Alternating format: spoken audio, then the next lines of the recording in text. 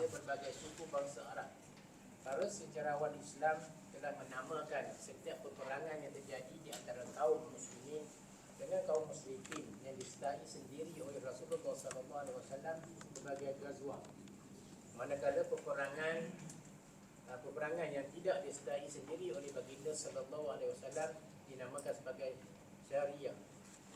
Selama hidup baginda Rasulullah sallallahu alaihi wasallam terjadi 26 kali ghazwah dan 38 kali syariah.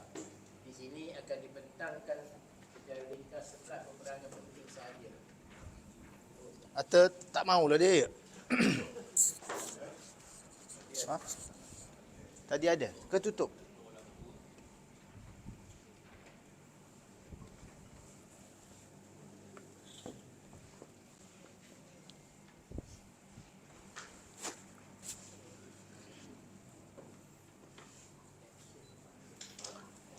Extension tak ada.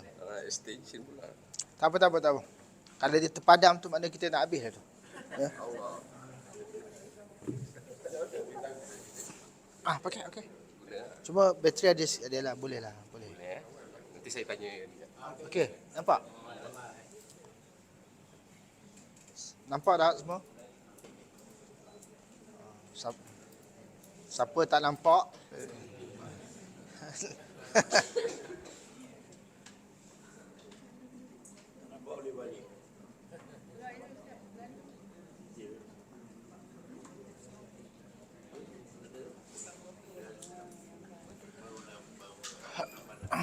Okey, hari ni kita pergi berjihad. Setelah baginda Nabi sallallahu alaihi wasallam sampai ke bumi Madinah, antara aktiviti dia adalah untuk menyusun atur warga-warga Madinah, di samping untuk nak memperkemaskan perhubungan antara masyarakat Islam di sana dan masyarakat bukan Islam. Dan Nabi kena ingat dan kita kena ingat bahawa Nabi keluar daripada Makkah dengan satu terms yang paling sohor disebut usir. Artinya Nabi diusir, bukan Nabi keluar secara ikhtiari, bukan.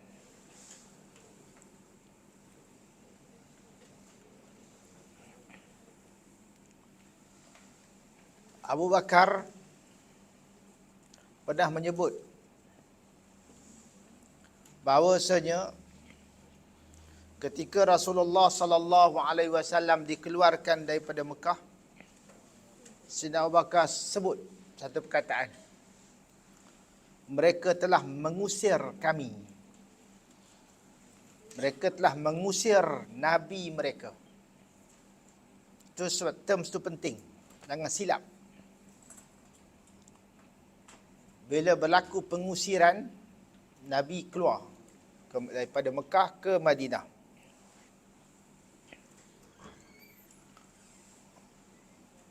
Mereka telah mengusir Nabi mereka, kata Sayyidina Abu Bakar. Kemudian Sayyidina Abu Bakar sebut, inna lillahi wa inna ilaihi raji'un. Pasti mereka akan celaka. Allah turun ayat, Udhina lilladhina yuqataluna bi annahum zulimu wa inna Allah ala nasrihim laqadir. Turun ayat surah Al-Hajj. Diizinkan berperang bagi orang-orang Islam yang diperangi oleh golongan penceroboh, kerana sesungguhnya mereka telah dianiayai dan sesungguhnya Allah amat berkuasa untuk menolong mereka. So ayat ini diturunkan, ayat pertama cerita pasal perang. Kenapa dah sebut gitu? Perkataan usir. Orang musyrikin dia tak pernah puas. Mereka aniayai Nabi dan orang Islam, lepas tu halau keluar. Sedangkan Mekah bumi yang Nabi sayang, Nabi lahir di sana.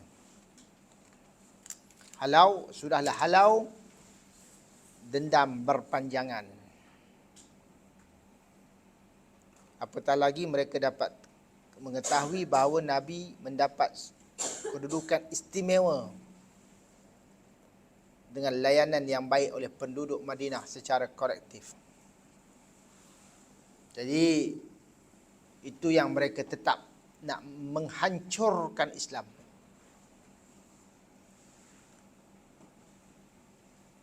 Dia nak cerita bahawa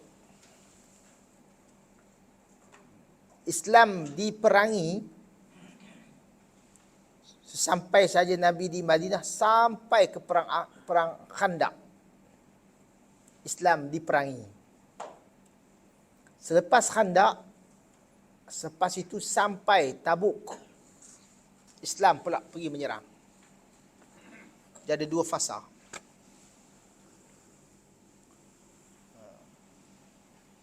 So kata Al-Aufi, riwayat daripada Ibn Abbas, ayat ini turun berkenaan Nabi Muhammad sallallahu alaihi wasallam dan para sahabatnya ketika mereka terusir daripada Mekah. Dan ayat ini, surah Al-Hajj 39 ini, ayat yang mewajibkan memerangi orang yang perang. Jangan tunggu. Oh, kena perang diam je. Tak. Wajib bangkit. Lawan. Sebab di Mekah tak turun ayat perang. Sebab kedudukan lemah. Ditindas. Tak ada. Ayat perang turun di Madinah. Sesampai Nabi di kota Al-Madinah. Kerana orang musyrikin ni dengan dukungan syaitan dan iblis, mereka tak puas hati. Selagi tak hancurkan agama Allah, tak puas hati.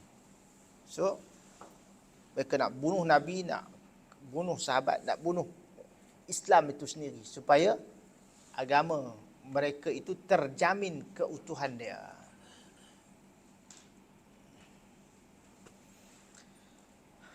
Baik. Ayat 36. Dia ikut fasa ya. Pertama surah Al-Hajj tadi. Surah Al-Hajj tadi ialah ayat mengizinkan perang. Ayat 39.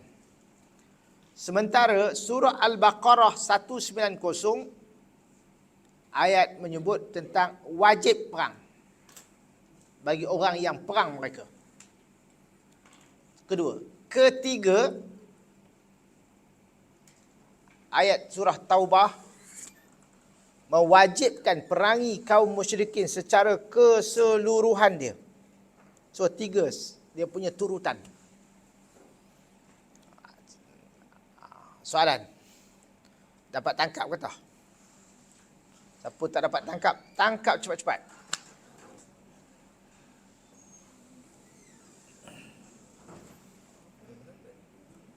Siapa tak dapat tangkap, kamu tak dapat. Senang. Jangan harui. Tak ngaku.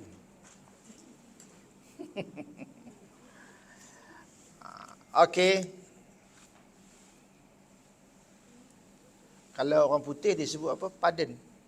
Pardon lah. Beg your pardon. Kalau orang Tapah kata say again. Pertama, ayat surah Al-Hajj 39 yang mula-mula tadi, Udzina lilladzina yuqataluna bi annahum zulimu wa innallaha ala kulli syai' ala nasrihim laqadir, ini ayat yang menunjukkan izin untuk berperang. Jangan harus diam je kena perang. Tak.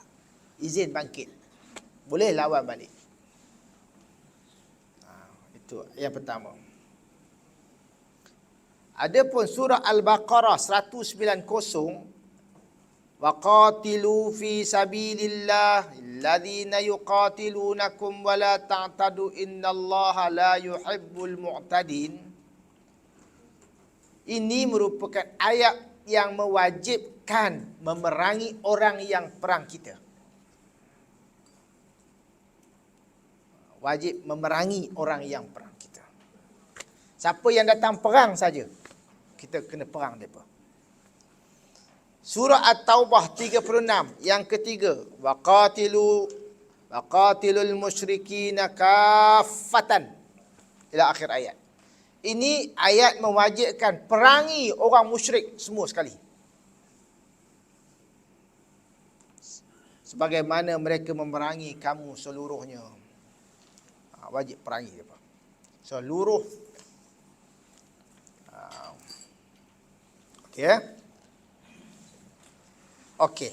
Dalam cerita bab jihad. Jihad fi sabilillah. Kenapa ada perkataan fi sabilillah hujung?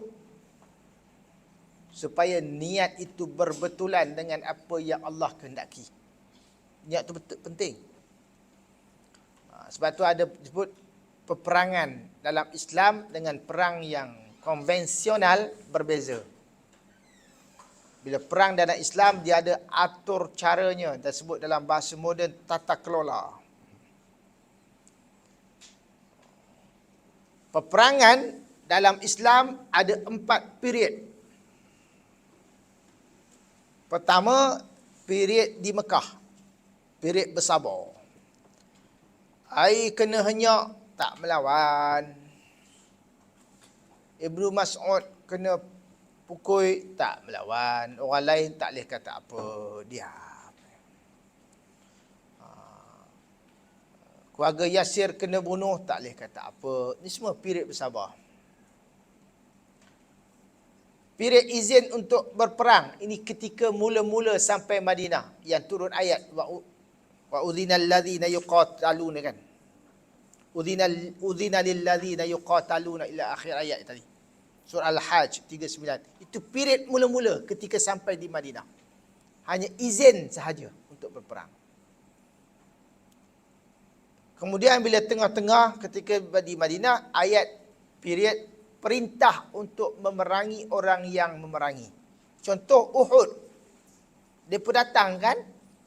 So turun ayat perintah untuk memerangi orang yang memerangi. Kemudian penghujung selepas Ahzab, perintah untuk memerangi seluruh kaum musyrikin. Itu yang Nabi pergi macam-macam tempat tu. Hudaibiyahnya, Hunainnya, macam-macam. Sampai ke apa nama tempat Yahudi tu, apa nama? Apa nama tu? Khaybar.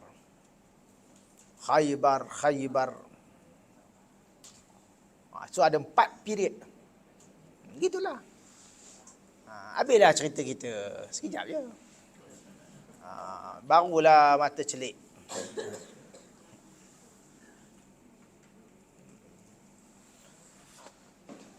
Tujuan peperangan dalam Islam. Ini semua nak cerita, boleh nak start ya. Peperangan dalam Islam ini tujuan pertama dia ialah li'a'la'i kalimatillahil ulya. Li'a'la'i kalimatillahil ulya. Untuk meninggikan kalimat Allah di muka bumi. Itu yang paling penting. Habis, kenapa kena perang? Gini cerita dia. Pergilah sibuk Islam. Tengok. Sebelum berperang, kena dakwah dulu. Kena ajak dulu. Bangkit pula melawan. Itu yang lawan tu. Itu yang kena berjihad. Pergi ke Syria, pergi ke sana, pergi ke sini. Hijaznya, Yamannya, pergi mata-mata. Nak sibuk Islam. Tiba-tiba mereka bangkit melawan. Itu yang diwajibkan jihad. Untuk apa? Untuk meninggikan kalimat Allah. Sebab itu ketika perang, ada tata cara dia, tak boleh bunuh orang tua. Tak boleh bunuh budak-budak. Kanak-kanak tak boleh. Macam Yahudi duk buat sekarang. Semua langgar je. Orang tua, perempuan pun tak boleh. Ya Allah. Pokok-pokok pun tak boleh patah-patah kot suka, tak boleh. Orang awam tak boleh bunuh. Tu keadilan Islam ketika dalam perang sekalipun. Mata-mata nak meninggikan kalimat Allah sahaja. Kalau cerita terakhir tuan-tuan nak tahu, tengok cerita apa nama? Al-Fatih. Ketika menawan kota Konstantinopel, dia masuk dalam kota tu, semua diam takut.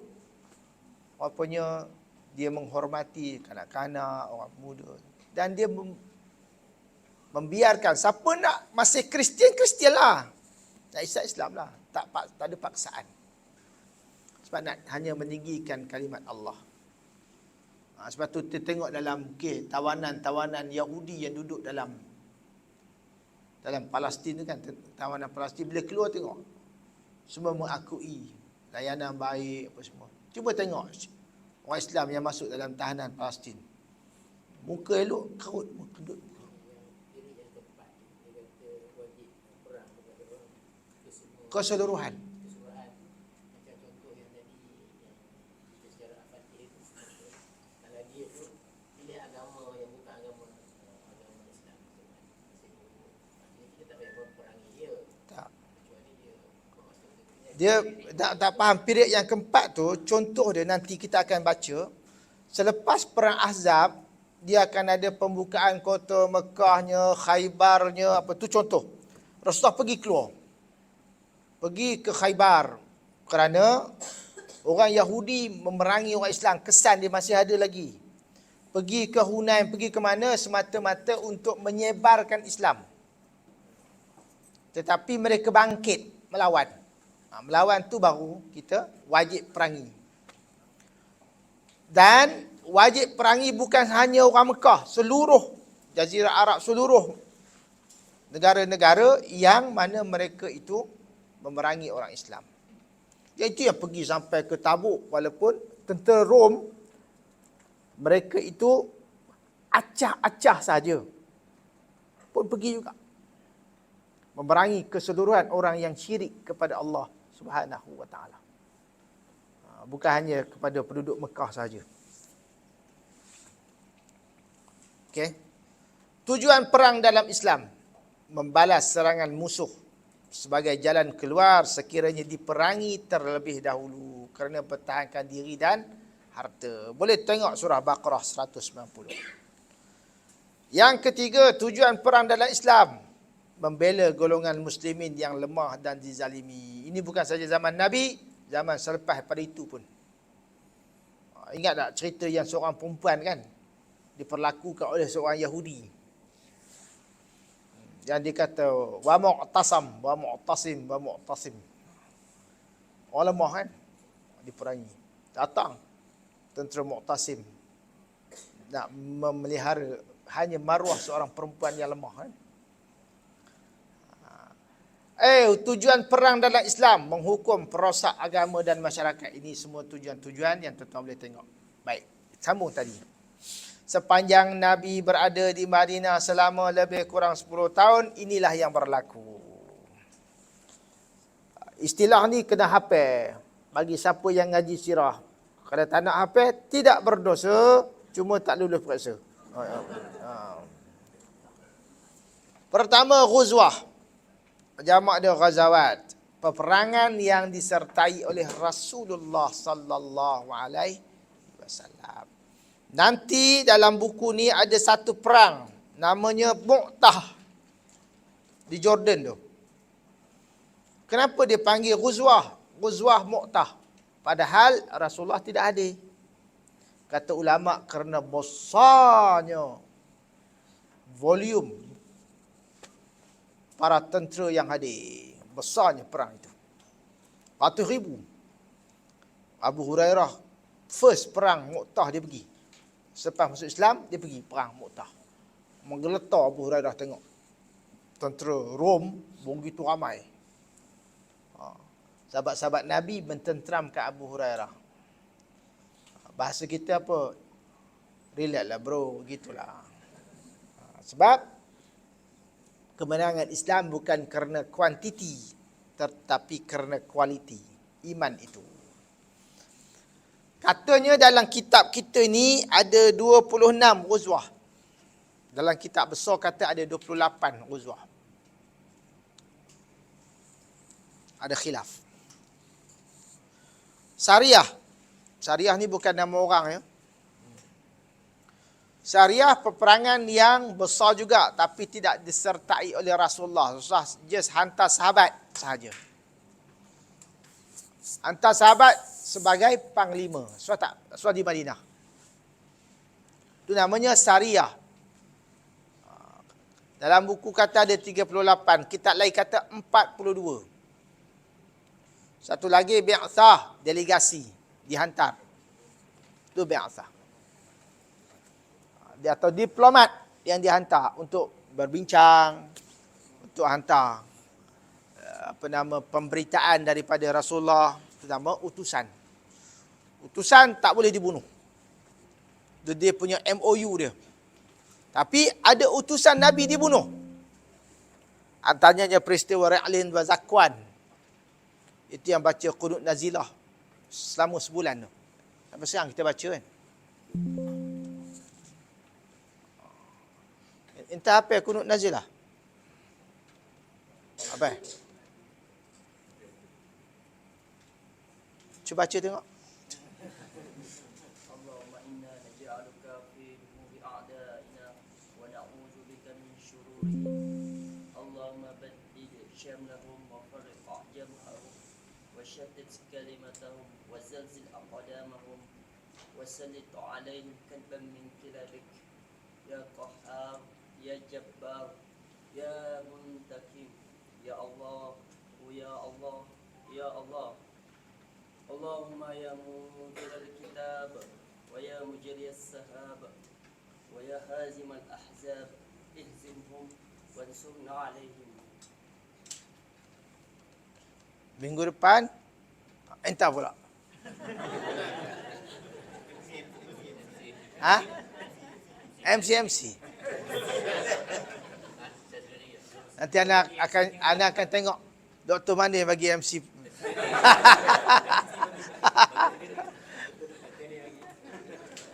Dah kali dah tak apa. Benar.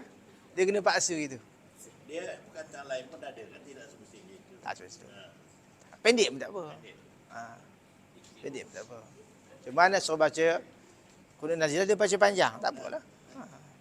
Ada kunut pendek, ada kunut panjang. Kunut. Biasalah. Okey. Tak apa benda. Benda tu keperluan kita. Sebab dia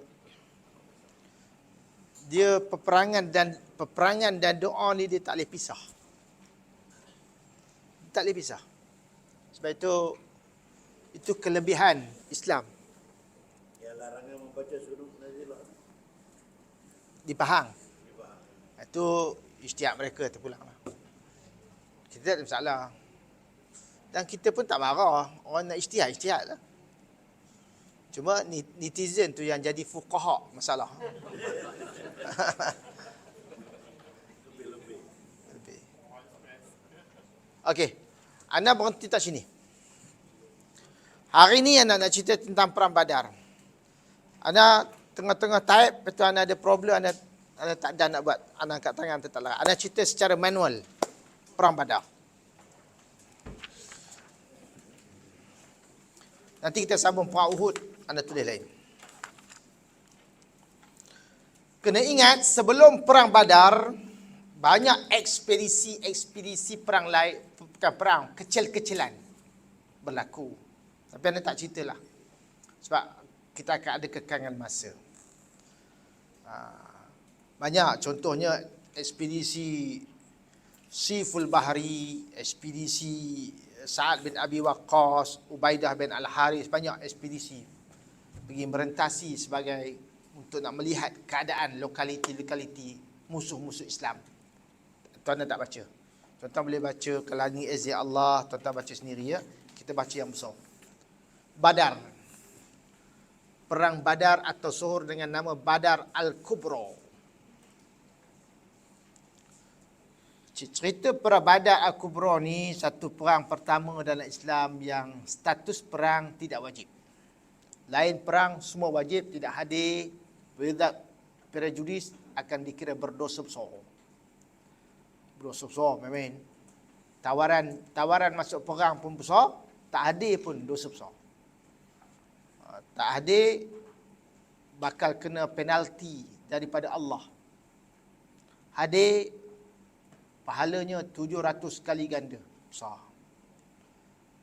Sebab itu peperangan dalam Islam, bila mana sahabat-sahabat diceritakan bahawa mereka amat merindui jihad kerana mereka tercium harumnya bau syurga. Itu kelebihan mereka lah.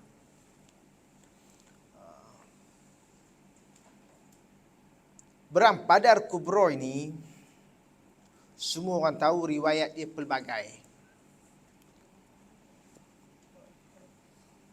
Antara yang paling sohor adalah riwayat Ibn Ishaq. Ketika mana Nabi SAW mendengar berita kepulangan Abu Sufyan daripada Syam. Abu Sufyan ni pemimpin Mekah. Selepas Nabi diusir, selepas Nabi diusir dan selepas kewafatan Abu Talib, kepimpinan Mekah diambil oleh Abu Sufyan. Abu Sufyan daripada dinasti Bani Umayyah. Nabi Bani Abu Talib, Bani Hashim. Dua Bani ini dia memang sentiasa. So bila habis Abu Talib, naik Abu Sufyan. Abu Jahal ni dia di antara orang yang tak memerintah, tapi dia punya power dia lebih, otai dia tu lebih. Dia vokal. Dia tahu, panggil dia vokal sangat. Tapi pemimpin dia Abu Sufyan. So, kenapa yang orang Islam marah sangat Abu Sufyan? Ya betul, mereka tinggal harta di Mekah. Pergi berhijrah, boleh bawa berapa kontainer barang. Hanya kadang boleh bawa unta, barang yang keperluan sikit saja. Lain tinggal itu diambil harta-harta, dirampas harta-harta orang Islam yang tinggal tu. Masuk rumah ambil macam-macam. Habis semua tinggal, dan barang itu diniagakan di Syam, jadi modal pula bagi orang. Jadi sebab itu bila dengar Abu Sufyan pergi ke Syam dan balik, dan disebut kafilah dia, ya Allah, punya panjang, banyak kata. Maka baginda mengajak kaum muslimin, dalam riwayat Ibn Ishaq, baginda Nabi ajak kaum muslimin menghalang rombongan kepulangan itu. Pergi tak apalah, berniaga kan, balik buat untung. Itu yang menghalang. Dan Nabi sebut dalam riwayat Ibn Ishaq, ini adalah kafilah milik Quraisy. Di sana terdapat harta mereka, keluar halang. Semoga Allah memberikannya untuk kamu. Itu riwayat pertama.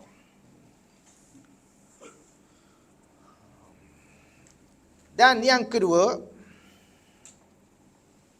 riwayat berasaskan Ibn Sa'ad lah antaranya. Abu Ayyub Al-Ansari pernah menyebut, tahu kenal Abu Ayyub Al-Ansari ya? Sahabat Nabi.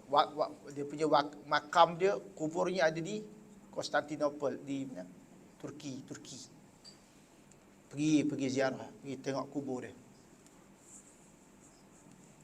Abu Ayyub Al-Ansari menyebut, saat kami berada di Madinah, Rasulullah berkata kepada kami, aku telah diberitahu bahawa kafilah yang dibawa oleh Abu Sufyan tengah dalam perjalanan pulang. Apakah kamu setuju untuk menghalang kafilah itu? Semoga Allah menjadikannya sebagai harta ghanimah, harta rampasan perang bagi kita. Kata Abu Ayyub, kami setuju. Baiklah, maka baginda pun berangkat dan kami pun turut berangkat bersama. Dia punya keyword dia ialah, Nabi tak pernah meminta seluruh sahabat pergi, tak. Nabi hanya minta sesiapa yang ada miliki kenderaan boleh pergi, tak ada masalah. Sebab tentera Islam ketika itu tengah lemah. Berapa ekor sangat kenderaan yang ada. Kerana itu tidak dicela orang yang tidak hadir dalam perang Badar ini. Tak cela. Tak salah. Sebab siapa yang ada keperluan, ada senjata, ada apa pergi. Ada di antara sahabat yang kasut tak ada. Ui, panas tu. Tara datang kuliah tak ada kasut pun tak datang. Tuan bayangkan. Di saat itu jumlah mereka ada kata 313, ada kata 314, ada kata 319. Ini semua dipanggil Ashabul Badr. 3, 1, 3, 3, 1, 4, 3, 1, 9. Ini bukan nombor ekor. Ini. So, kalau buat pecahan, 313, 82 atau 86 muhajirin. Pecahkan tengok. Nanti kita akan buat periksa tahun ini, kita akan buat perbezaan sikit pada periksa terlepas. Sila nyatakan pecahan berikut. Aduh. 82 atau 86 orang muhajirin, 61 orang Aus, 170 Khazraj. Tu dia.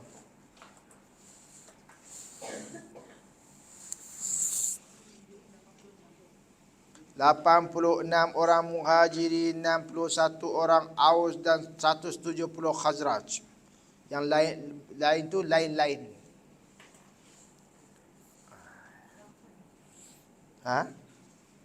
Nampak? 82 atau 86 muhajirin, 61 Aus, 170 Khazraj. Aus dan Khazraj tu dua Ansar lah. Yang lain tu baki. Tak diketahui. Bangsa lain-lain.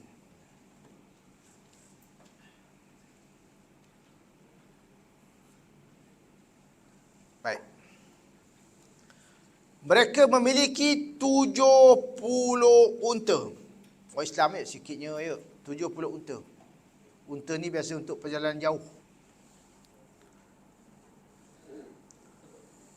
Dan 70 ekor unta dikenderai berganti-gantian. Contoh Rasulullah, Sayyidina Ali, Abu Lubabah. Share. Bila Rasulullah naik, dua jalan. Bila Sayyidina Ali nak naik, Rasulullah berjalan. Semua tak mampu. Sebab tak sanggup membiarkan Rasulullah berjalan. Sehingga Nabi kata, kamu berdua tak kuat, tak lebih kuat daripada aku. Dan aku juga perlukan pahala. Itu sifat pemimpin lah. Ya. Macam kita tengok dalam peristiwa hijrah kan, ada 2 ekor kenderaan. Rasulullah naik dengan Sayyidina Abu Bakar, Abdullah Uraiqid naik dengan siapa seorang lagi? Siapa seorang lagi cikgu?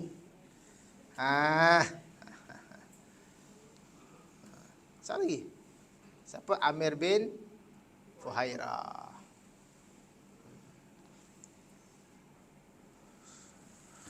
Maka cerita lagi. So itulah kuantiti dia. 70 ekor unta. Naik ganti-ganti. Dan dalam perjalanan mereka sampai di satu tempat namanya Ar-Rawha.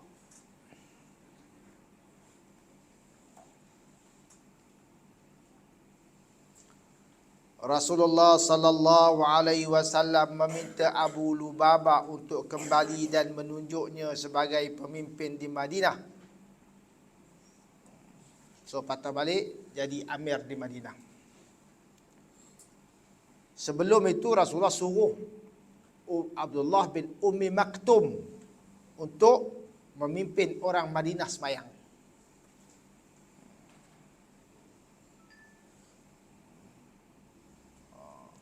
Abdullah bin Ummi Maktum buta kan. Tetapi dia dengan siapa? Orang yang pertama dihantar ke Madinah. Tak. Mus'ab bin Umair. Abdullah ibn Maktum bin dia ada, kan dalam Islam ada dua azan yang disunatkan, azan pertama dan azan kedua. Azan pertama Abdullah bin Maktum, azan kedua Bilal kan. Ada riwayat kata Bilal dulu, dia kedua. Abdullah bin Maktum azan pertama. Azan pertama sejam sebelum. Itu kalau buat tu ramai orang sembang subuh. Kita try buat kat Perak dulu, tak boleh pergi. Orang Perak nak buat tu kena declare tau. Azan pertama, azan kedua. Nak gantikan yang pasal radio kuat tu. Bukan senang tu. Ada terlalu suara dua je. Kita nak gantikan pasal radio yang kuat tu, kita keluarkan garis panduan. Tak, dia bantai pukul 5, subuh 6 suku 5 pasal radio dah tu. Bila kita tegur, dia kata, takkan benda baik pun nak marah. Bukan marah. Dia ada benda yang sifatnya sunnah.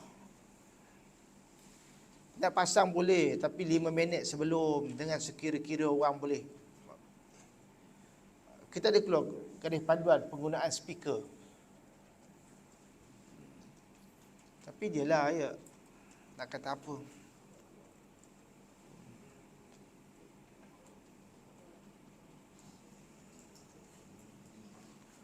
So asal bertiga naik unta kan, Rasulullah, Abu Lubabah, Sayyidina Ali.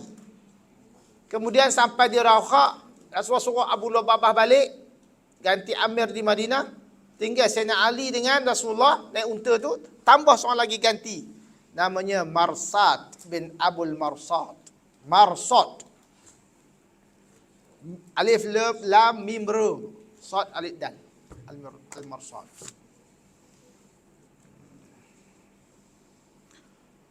Abu Sufyan dapat hidu.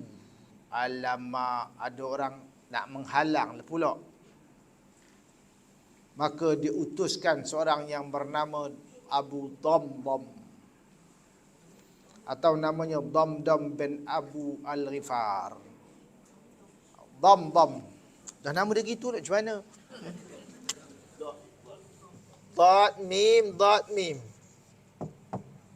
Damdam bin Amru Al-Ghifari, bangsa Ghifar. Bangsa Ghifar ni bangsa Lanun.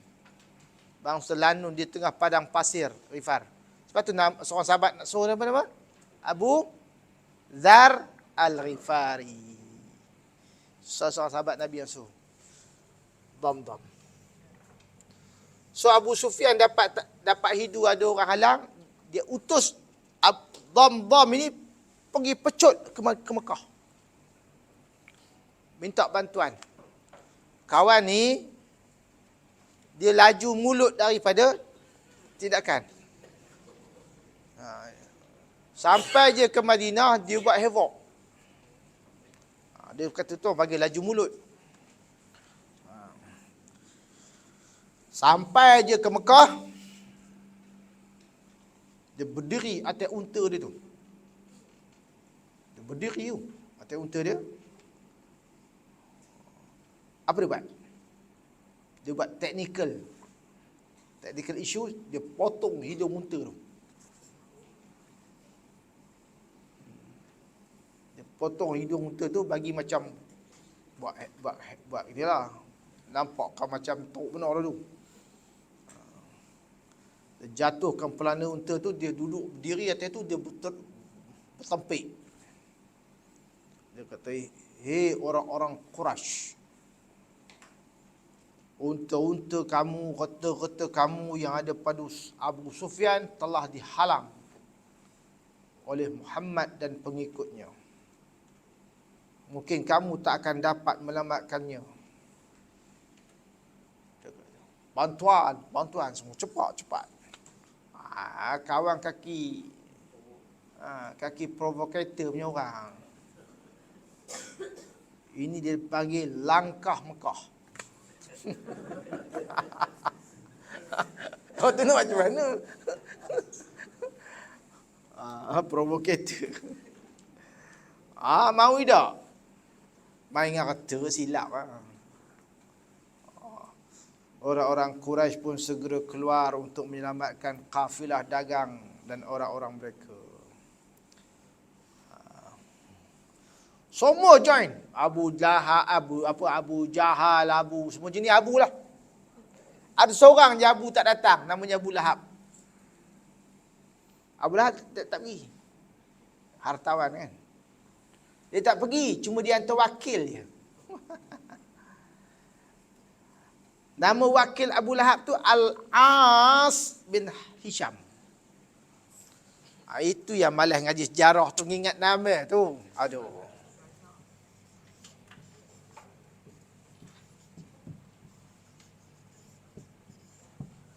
Apa tuan-tuan, jangan risau. Cikgu dah berapa kali periksa dah kan. Dua pun. Dia tak lulus, gagal. Dua tu je. Nak kata apa? Mana ada Ashabul Araf tengah-tengah, tak ada. Tapi di periksa ni ada Mumtaz, Jidan, tapi periksa Tauliah kalau tuan-tuan ambil tak ada tu. Dia lulus kandas. Lepas tu periksa Tauliah senang. Ambil kira-kira dapat 51 dah lah. Lulus. Tak payah nak kejar anugerah dekan, tak payah. Okey. Al-As bin Hisham untuk ganti dia. Oi, Abu Lahab dia hantar wakil dengan free ke? Nothing is free in the world. Hutang Al-As tu ada hutang ke dia tau. Kat Abu Lahab ni. Abu Lahab kata, Mika pergi, hutang 40,000 dirham. Settle. Abu punya bagus Abu Lahab. Settle tu, hutang. Semua Bani pergi. Kecuali Bani Adi. Bani Adi tak pergi. Semua jenis Bani pergi. Bani ni puak lah.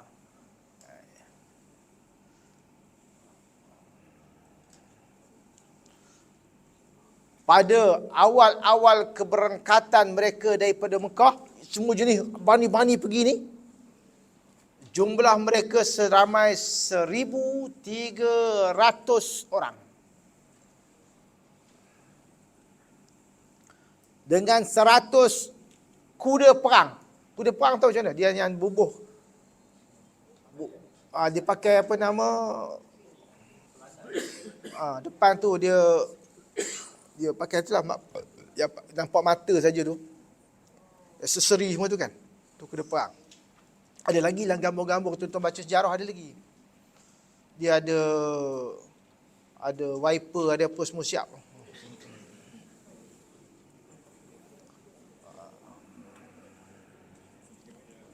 Unta tak terkira banyaknya. Dalam kitab tu. Betul. Dalam kitab tu disebut 700. Dalam kitab tu sebut apa lagi? 700 unta. 100 kuda, 700 unta lagi. Alatan tu. Berbaju besi. Berapa? 600. Dia baju besi tu pasal dia ni. Bila pedang tu, pasal baju besi dia lebih kuat daripada pedang. Pedang tu boleh patah. Sebab tu disebut Khalid Al-Walid, setiap inci tubuh dia 3 jari ada bekas. Semua ada calo. Setiap berapa jari ni ada calo. Semua pun calo. Tubuh Khalid Al-Walid. Tu nak cerita. Kita setiap 3 jari semua ada jerawat. Allah. Itulah orang yang berjihad jual diri kerana Allah, kerana tak ada nilai diri. Bawa diri pergi. Ya Allah, jadikanlah kita ni dapat tak ada jihad perang pun, jihad mengaji pun jadilah. Mudah-mudahan lah. Ana pun teringin tengok Syekh Ramadan Al-Buti kan, ketika mengajar mati. Kita pun kalau boleh, sama ada kita mengaji ke, kita mengajar ke, dapat dalam majlis ilmu, Allah ambil nyawa pun, Allah fabiha wa ni'mah. Elok duduk atas kursi jatuh. Cek-cek tengok tidur. Allah. Nah,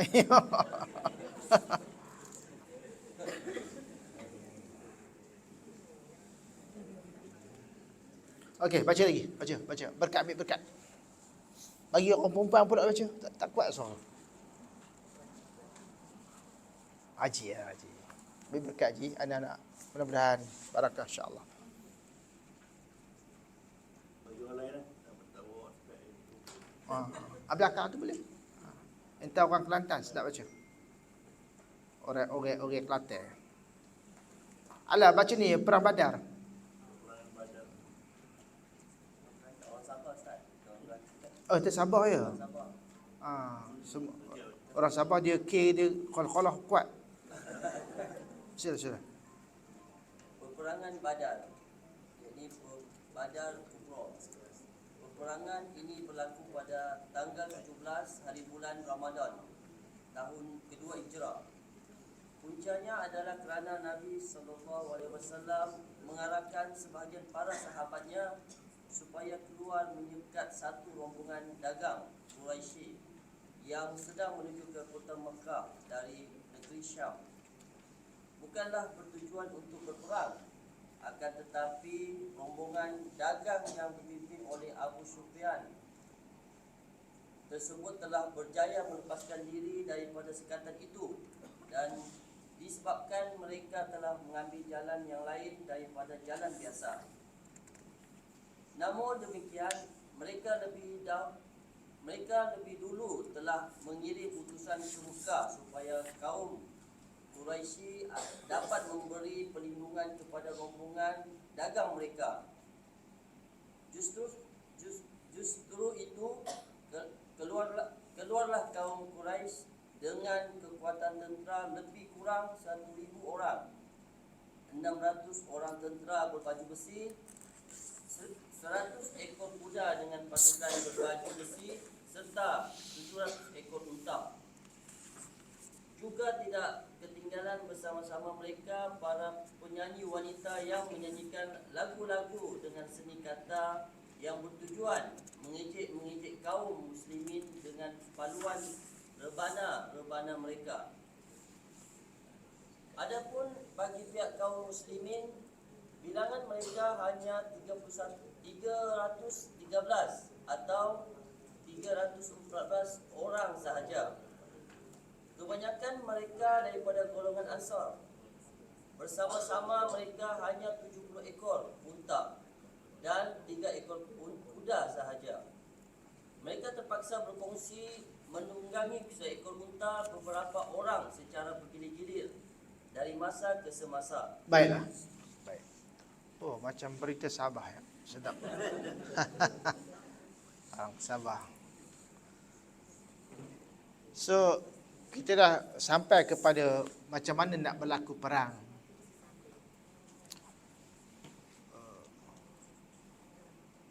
Tuan-tuan, dia kaedah Arab ada berapa kaedah lah.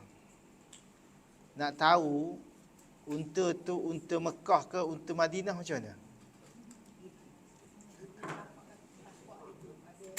Kalau di Madinah kan dia ada banyak pokok, jadi dia tengok situ dia ada macam biji-biji daripada kurma ke apa.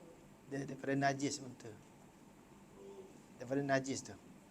Orang Arab ni dia terror tau. Dia tengok sebab tengok makanan, najis makanan dia. Najis yang dimakan oleh unta. Dia kalau tengok dia kenal biji kurma tu, kurma Madinah atau kurma Mekah, itu salah satu. Dan Rasulullah dia tahu berapa bilangan tentera melihat kepada berapa ekor unta disembelih. Lepas tu boleh agak dalam 1,000, 1,300. Sebab satu ekor unta dimakan 100 orang. Satu ekor unta 100 orang. Kita sekampung dia 100 orang. Tahulah boleh agak lah. Satu hari dia tumbang 9 ekor atau 10 ekor. Paling banyak tu lah orang 1,000 ekor. Dalam Islam, pengakhiran mula-mula tak ada pengakhiran, ada daftar perang. Masa perang Badar ni tak ada lagi lah. Anda tengok mana-mana catatan yang buat daftar perang, tak ada lagi. So bila Dhamdham tu balik ke Makkah, anda dah cerita tadi semua orang join kecuali Bani Adi, semua Abu join kecuali Abu Lahab. So Abu Sufyan ni dia sedar, dia tengah dia merasakan tentera Islam menghalang dia. So dia jumpa, dia nak sampai dah di satu tempat tu. Dia kata dekat dengan Badar. Maka Abu Sufyan dia jumpa dengan seorang lelaki namanya Majdi bin Amru. Dia tanya Majdi ni tentang kehadiran tentera Rasulullah. Kata Majdi, dia nampak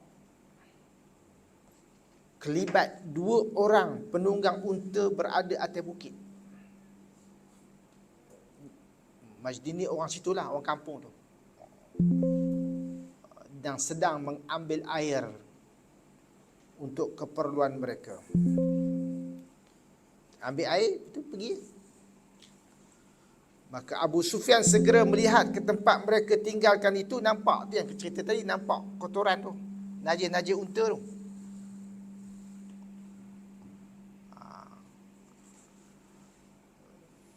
Dan Abu Sufyan tengok najis unta tu, dan dia tahu bahawa makanan-makanan unta itu adalah daripada hasil mahsul Madinah. Tengok, ada tumbuhan-tumbuhan Madinah, ada biji kurma Madinah, tengok. Apa dia buat? Itu yang Abu Sufyan kata, ini tentera Rasulullah dah datang dah ni. Itu yang dia bagi signal, dia pergi melencong. Itu punca dia. Dia tinggal jalan utama Mekah Madinah yang kita lalu sekarang ni. Dia pergi melencong ke arah laut. Dia panggil pantai sebelah barat. Dia pergi lalu jalan pantai. Jalan utama daripada dulu sampai lah ni, jalan utama yang kita pergi Mekah Madinah tu. 400 km lebih. Jauh.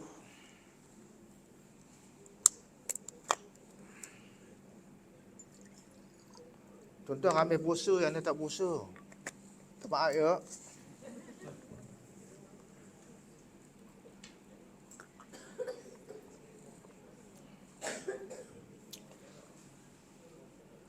Ingat, siapa-siapa yang puasa sunat, fabiha wa ni'mah. Dan jangan batalkan puasa sunat anda. Batalkan pahala puasa sunat. Antara perkara yang membatalkan pahala puasa sunat apa? Bila dia puasa, dia tanya orang, tak puasa ke? Mika puasa tak hari ni? Anak awak tak puasa. Apalah badan puasa malas. Allah. Habis. Dan antara perkara yang membatalkan pahala sembahyang jemaah ialah dia datang ke masjid untuk tengok siapa yang tak jemaah. Itulah sukarnya untuk membetulkan hati. Nak mentuluskan hati dalam amal ibadat susah. Dan Abu Sufyan nampak macam tu, dia sedar ada najis-najis Madinah ni, potong. Selamat dia daripada bahaya. Siapa? Abu Sufyan dan tentera dia. Dan kafilah dia. Dan sesampainya di Mekah, dihantar surat kepada geng-geng yang telah pergi tadi. Yang Abu Dondom bisin tadi. Maka Abu Jahal pun siap siaga pergi semua. Sekali dengan cerita tadi, bawa perempuan kaparet tadi. Bawa. Demo tu penghibur dengan dia kan tarian gelik, daripada gelik tu kan. Dia gelik mabuk pula pergi. Jadi dia pun dah sampai dah, geng Abu Jahal tu sampai kat satu nama tempat kada tuan-tuan pergi, ada satu tulis tu Juhfah. Abu Jahal dah sampai situ lah. Yang Abu Sufyan dah kafilah dah siap sampai Mekah dah, hantar surat suruh balik. Orang kampung, balik semua. Semua balik. Kami telah selamat sejahtera. Makmur bahagia dah di Mekah ni. Balik semua. Abu Jahal silap lah. Kawan temen tinggi. Dia tolak mentah-mentah arahan supaya balik. Siap bersumpah lagi. Wallahi. Ingat dia, wallahi orang Arab, dia bukan lafaz sumpah. Oleh kerana sudah biasa dengan kalam itu. Kita tak. Kita siapa bersumpah wallahi kena bayar. Langgar bayar kifarat sumpah. Orang Arab tak. Dia dah kalam biasa. Abu Jahal pun kata wallahi. Kami tak akan balik. Kami tak akan balik. Dan telah sampai di Badar. Kami akan duduk di sana 3 hari. Kami akan sembelih unta-unta, makan, minum, mabuk, semua cukup. Dan ramai perempuan yang datang menghiburkan kami. Sehingga orang Arab mengetahui tentang perjalanan agung ini. Dia ingat dah menang dah. Lepas tu Quran mensifatkan mereka ini, geng-geng orang musyrikin ni, dalam surah Al-Anfal ayat 47, bataran wari'a an-nas wa yasudduna an sabilillah. Rasa angkuh, rasa ingin dipuji orang, riak. Dan menghalang-halang orang daripada jalan Allah. Malah dia terus, dia kata terus semua. Kita terus, jangan harus berhenti. Dan prajurit tu semua takut pula mereka dengan Abu Jahal. Hanya berapa orang je yang patah balik. Sebut dalam kitab sejarah.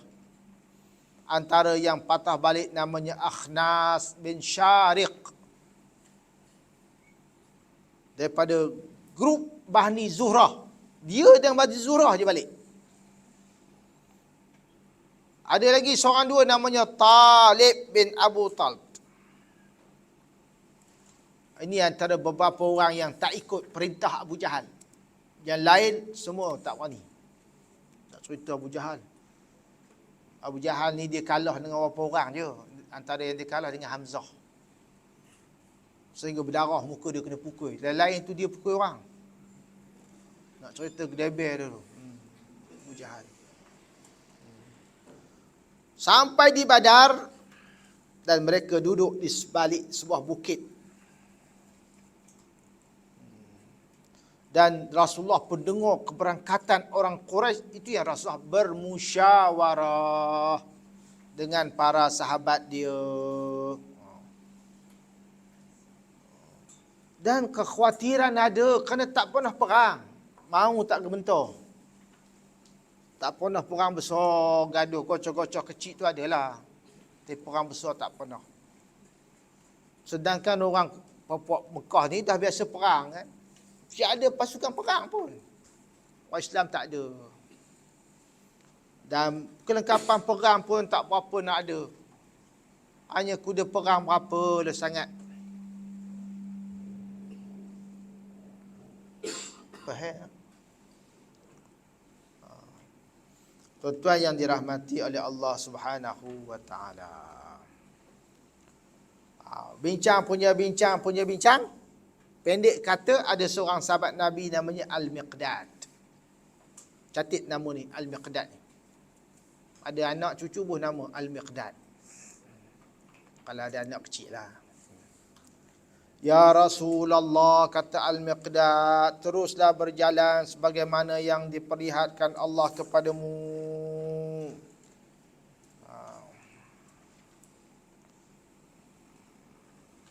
Sebab ketika mesyuarat tu kan, macam-macam lah pandangan.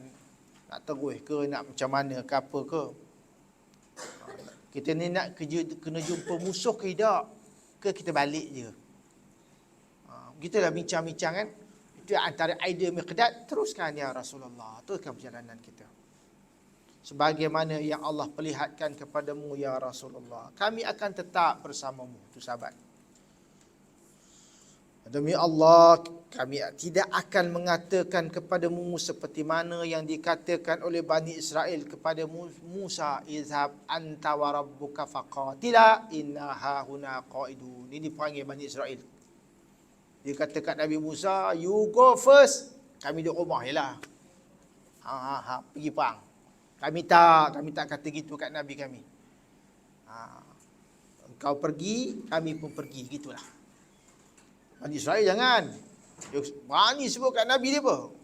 Nak pergi perang. Pergilah. Kami duduk rumah. Itu Bani Israel. Tuan-tuan, setelah begitu dengar pandangan kata kita terus pergi perang, maka Rasulullah sallallahu alaihi wasallam kata, berbincang lagi, bincang dengan sahabat, akhirnya terus pergi. Sambung lagi baca. Tadi tu. Terus. Kita baca sedap. Baru sambung sekuen tu.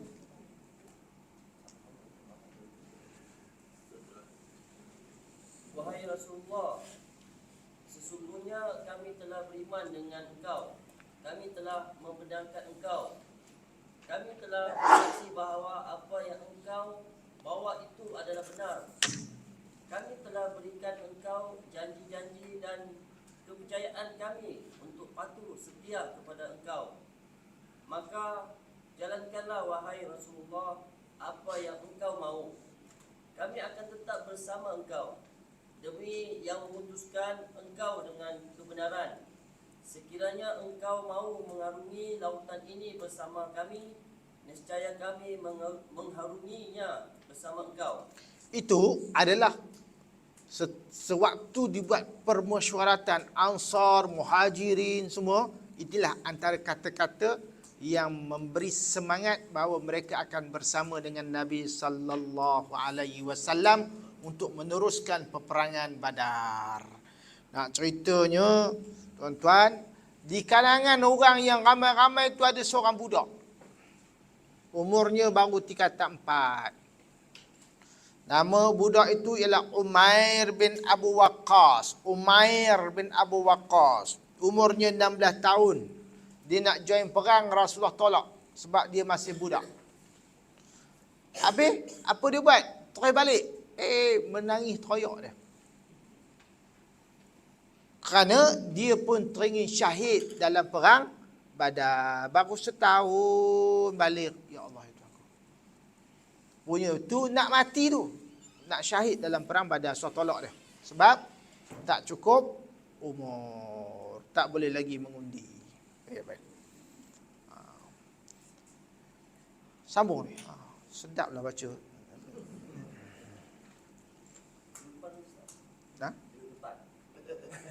Boleh. Nanti kita duduk sebelah Ana. Itu adalah permintaan dia.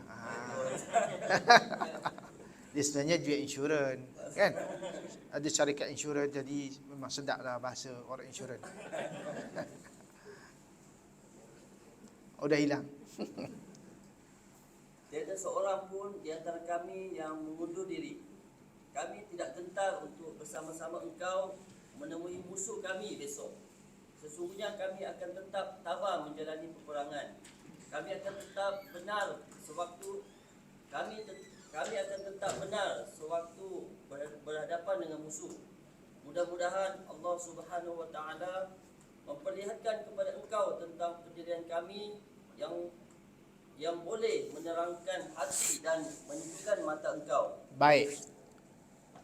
Dalam kes tu, ketika dah semangat nak pergi perang semua, sampai di satu tempat namanya Harratul Wabirah. Ada seorang orang kafir nak join perang. Dia musyrik. Apa tindakan Rasulullah? Tak terima langsung. Disebut, walaupun dia tunjukkan kegagahan dia nak bantu Islam, Rasulullah tolak. Kerana Rasulullah kata, aku tidak akan meminta tolong kepada orang musyrik. Dia tawar lagi 2-3 kali, Rasulullah tolak. Akhirnya dia declare masuk Islam, baru terima. Itu salah satu cerita. Moral dia besar. Kerana tak kalah orang bukan Islam nak bantu Islam. Itu cerita dia. Baik. Sila, rakan sebelah. Teruskanlah bersama kami dengan keberkatan daripada Allah. Kemudian selepas itu semua orang lain pula masing-masing menyatakan pendirian mereka seperti itu juga. Alangkah gembiranya Rasulullah sallallahu alaihi wasallam mendengar jawapan itu semua. Lantas baginda bersabda, jalanlah kamu dengan keberkatan daripada Allah dan gembiralah kamu kerana sesungguhnya Allah telah menjanjikan daku dengan salah satu daripada 2 pasukan, sama ada pasukan unta yang membawa barang dagangan maupun pasukan perang. Kemudian berjalanlah Rasulullah sallallahu alaihi wasallam sehingga sampai di suatu telaga kecil yang ada di bandar itu. Lalu baginda berhenti di situ.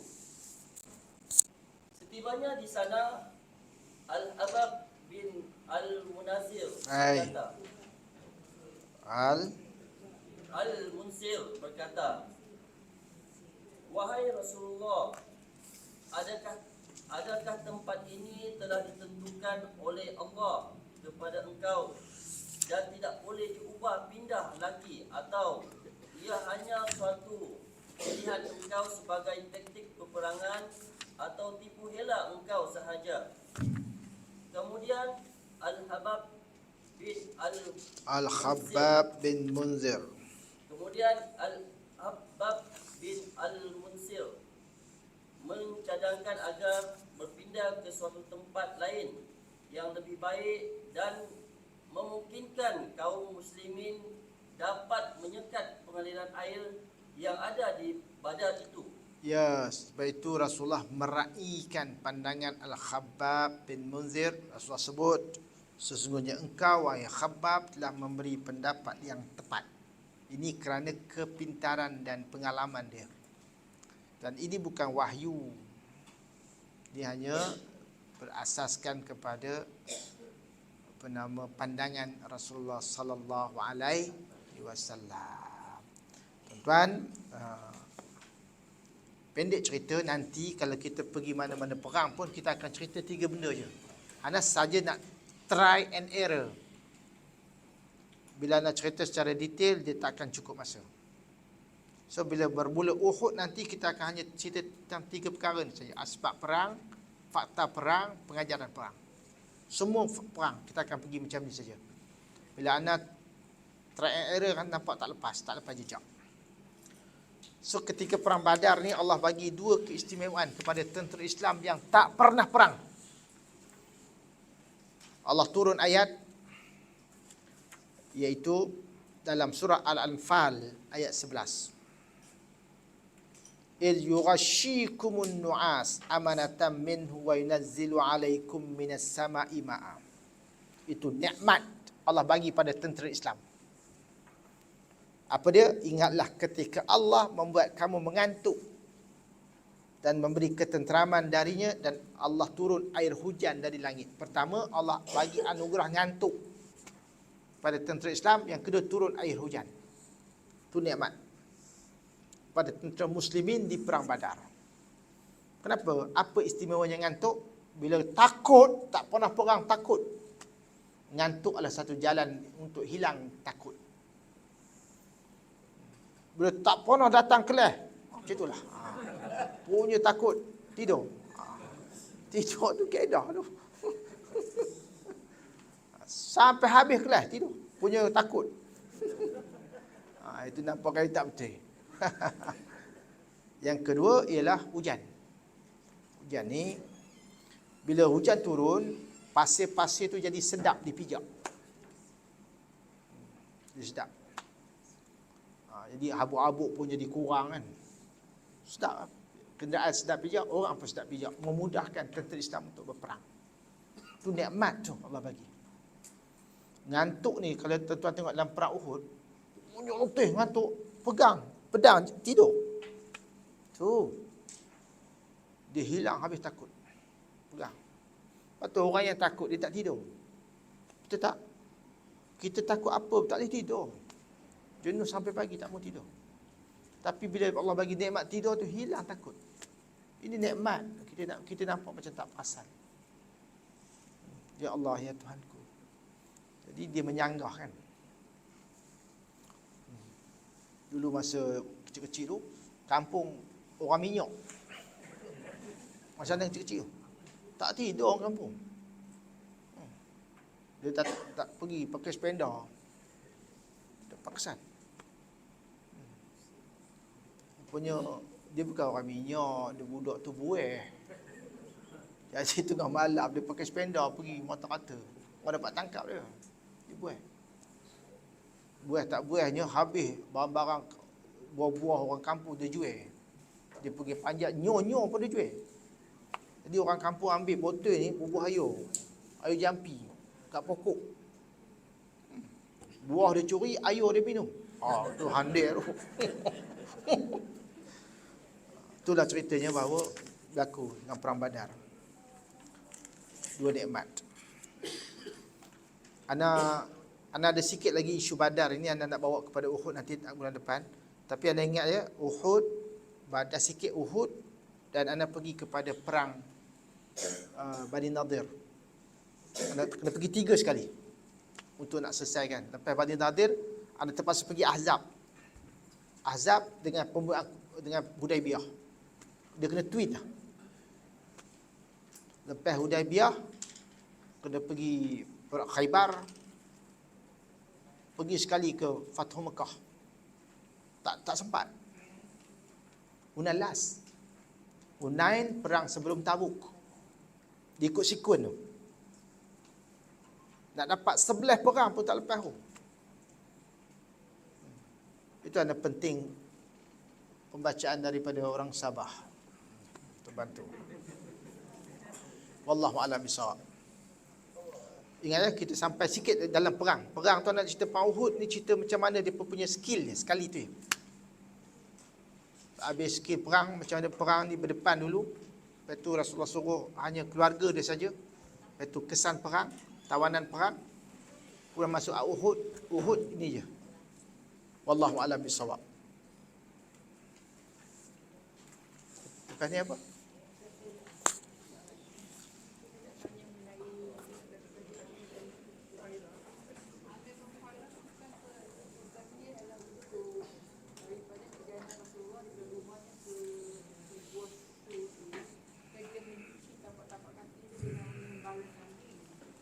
Dia mantan hamba pelayan kepada Sayyidina Abu Bakar.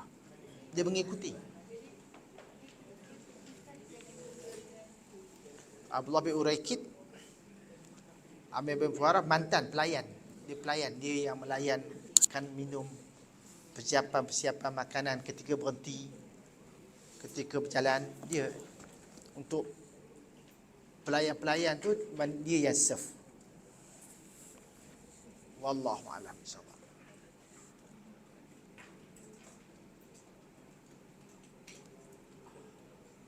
Dia yang tak ikut je berapa orang je?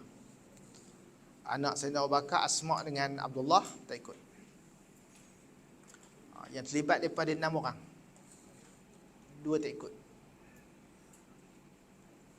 Rasulullah, Abu Bakar, Abdullah bin Uraikid, Amir bin Fuhairah, Betul dua lagi. Yang tak ikut Abdullah dan Asma. Aisyah dia tak buat apa sebab dia kecil. Kecil sangat Aisyah. Tak boleh kecil sangat tapi dia keanak-anakan.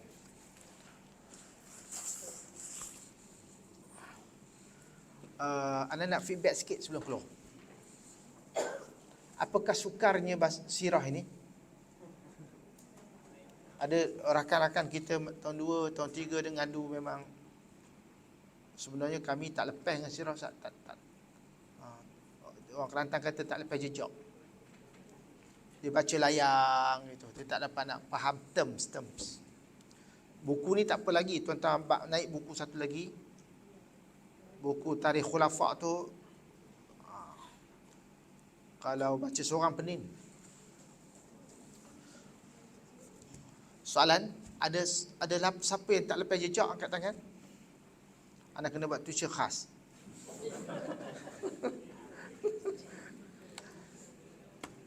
Okey.